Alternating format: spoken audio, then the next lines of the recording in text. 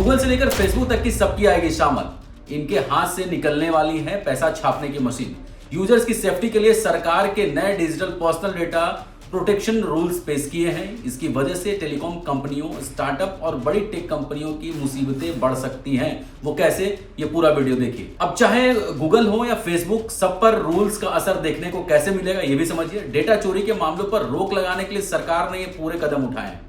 अब सरकार social media platform हो या फिर टेलीकॉम कंपनियां, सब पर लगाम कसने की पूरी तैयारी में है। क्या क्या वो कर रही हैं, क्या क्या प्लानिंग्स है और क्या आपको करना होगा वो समझिए। शर्त क्या है वो भी समझिए। नए शर्तों के तहत कंपनियों को किसी भी तरह का डेटा देश से बाहर शेयर करने पर आपको कमेटी से पहले परमिशन लेनी होगी। नए रूल्स में और क्या बदलाव आएंगे वो भी समझ लीजिए। टेलीकॉम कंपनियों को एसडीएफ का दर्जा मिलेगा। मतलब टेलीकॉम कंपनियों के लिए एसडीएफ का मतलब होता है सर्विस डाटा फ्लो है। ये किसी कस्टमर को दी जा रही सर्विस के फ्लो को दिखाता है।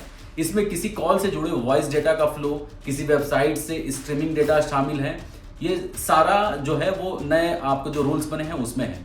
डेटा उल्लंघन अगर आप करते हैं तो उसकी जवाबदेही जो है वो कंपनी को सीधे सीधी होगी, और अगर उल्लंघन कंपनी करती है तो उसमें पेनल्टी भी है। अगर यूजर्स के पर्सनल डेटा के साथ कोई छेड़छाड़ भी किया जा रहा है तो उनकी खैर नहीं होगी।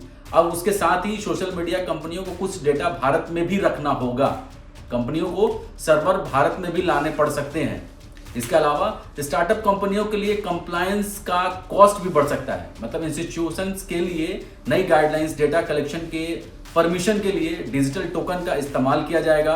इसके साथ ही कंसेंट मैनेजर्स को डेटा प्रोटेक्शन के साथ रजिस्ट्रेशन भी कराना होगा, जिसमें कम से कम नेटवर्क 12 करोड़ रुपए होनी चाहिए। Digital personal data protection act को अगस्त 2023 में परमिशन दे दी गई थी। इन रूल्स पर फीडबैक माई गवर्नमेंट पोर्टल के जरिए 18 फरवरी 2025 तक होने की संभावना लग रही है।